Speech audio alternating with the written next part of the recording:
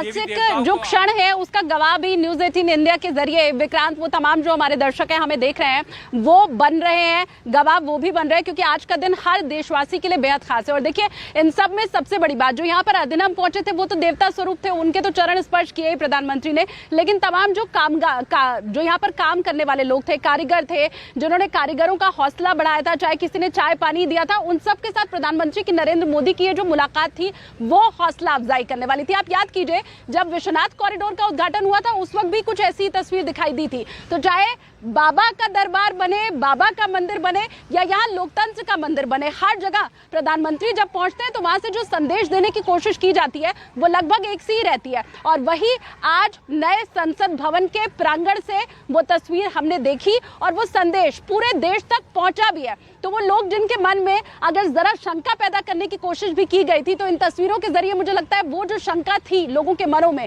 वो भी दूर हो जाएगी। नया भवन हम सबका भवन है। अच्छा, इन सब के बीच एक मन में शायद कौतूहल या सवाल लोगों के ये भी होगा कि नई इमारत मिल गई तो क्या पुरानी इमारत को छोड़ दिया जाएगा, क्या वो जर्जर हो जाएगी, क्या अब उसका ख्याल नहीं रखा जाएगा? बिल्कुल ऐसा नहीं है। आज नए भवन का उद्घाटन जरूर हो गया है, लेकिन पुरानी इमारत में जितने भी बड़े लोगों के चित्र हैं, चाहे वो बापू हैं या आजादी से लेकर के आज तक जितने प्रधानमंत्री हैं, उन सारे चित्रों को अभी इधर नए भवन में शिफ्ट किया जाना बाकी है। तो वो काम आगे चलता रहेगा और जो पुरानी इमारत है उसे संग्रहालय के तौर पर आपके सामने पेश किया जाएगा। तो अगली बार जब आप पहुंचेंगे तो नया भवन तो देखेंगे ही, लेकिन आजादी से लेकर के आज तक का जो इतिहास समेटे हुए संसद की पुरानी इमारत है वहां पर संग्रहालय भी आप देखेंगे। तो नया और पुराना एक साथ एक ही जगह पर आपको भारत का विजन दिखाई देगा। एक बात इसमें यह खास है कि जब पुराना भवन बनाया गया था तो कुछ साल आगे तक के विजन को ख्याल में रखकर बनाया गया था। एक सबसे महत्वपूर्ण चीज मैं आपको बताऊं, जहां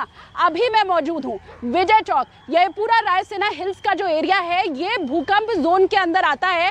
सेस्मिक 2 में तब आता था जब पुराना भवन बनाया गया था, मतलब लगभग 100 साल पहले।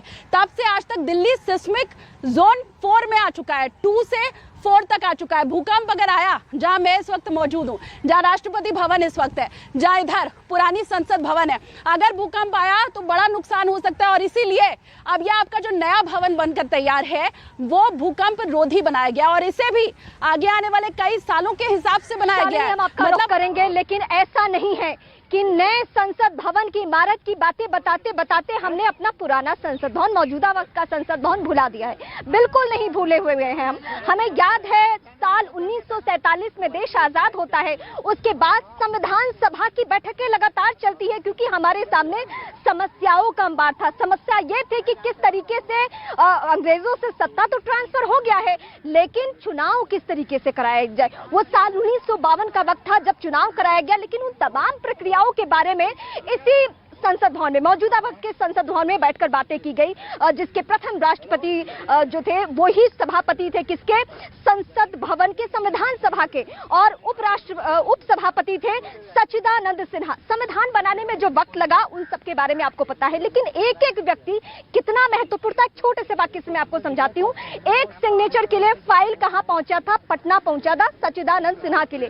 इस तरीके से हमारे नव भारत का निर्माण हुआ था। इसीलिए हम कभी नहीं भूल सकते कि मौजूदा संसद का योगदान इस देश की प्रगति में, इस देश की तरक्की में किस तरीके से रहा है, क्योंकि पंडित जवाहरलाल नेहरू से लेकर मौजूदा वक्त के प्रधानमंत्री नरेंद्र मोदी 17 लोकसभा की प्रक्रियाओं, तमाम कार्यवाहियों को हमने देखा है, जिसमें जब देश पे विपत्ति आती है तो कैसे लाल बहादुर शास्त्री जब इस देश के नागरिकों को आह्वान करते हैं तो पूरा देश एकजुट हो जाता है। जब 13 दिन में अटल जी की सरकार गिरती है तो ये वही संसद भवन गवाह रहता है, लेकिन वो ताकत दिखाते हैं कि अगर चुने हुए प्रतिनिधि हमारे पक्ष में नहीं है, हमारे पास वो आंकड़ा नहीं है, तो मैं इस संसद का सम्मान करता हूं। ये अटल जी की बातें थी।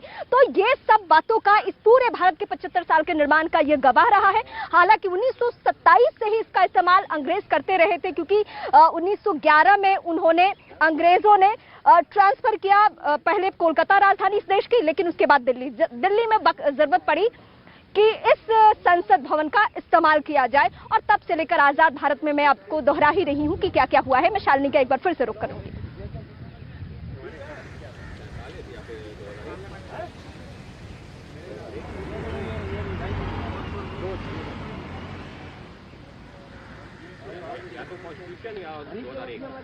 और मैं एक बार जावेद का रुख करती हूं। इस वक्त हमारे सहयोगी जावेद हमारे साथ बने हुए। जावेद, पहले फेज का जो कार्यक्रम है वो संपूर्ण हो चुका है, वो संपन्न हो चुका है, प्रधानमंत्री यहां से रवाना हो चुके हैं, लेकिन सभी को, देश के हर एक नागरिक को इंतजार है कि आज ऐतिहासिक मौके पर देश के प्रधानमंत्री क्या कहेंगे। लेकिन वहां अगर आपने कुछ और नया देखा है तो भी दर्शकों को बताइए। देखिए, निश्चित तौर पर बहुत ऐतिहासिक दिन है। आप लगातार इस संसद का और पुरानी जो संसद है उसका इतिहास आप बता रही हैं। अगर मैं आपको तस्वीर दिखाऊं तो हम जहां मौजूद हैं, हम रेल भवन के सर्कल पर मौजूद हैं और आपको लगातार संसद के इस तरफ, नई बनी संसद के इस तरफ की तस्वीर दिखा रहे हैं। वो भव्य तस्वीरें लगातार अंदर से अब लगभग सबने देख ली हैं और अब आप बाहर से भी ये तस्वीरें देखिए। और देखिए, साथ में जो यहाँ चहल पहल है आप देख सकते हैं, जो रेल भवन का जो सर्कल है उसके आसपास आप देखेंगे जो सिक्योरिटी है वो भी अभी तैनात है। निश्चित तौर पर आज संसद देश को समर्पित हो गई। और इसके अलावा जो लगातार बात की जा रही है वो ये कि राजनीतिक विवाद एक तरह से सामने भी आ रहा था जब विपक्ष की मौजूदगी करीब 19 से 21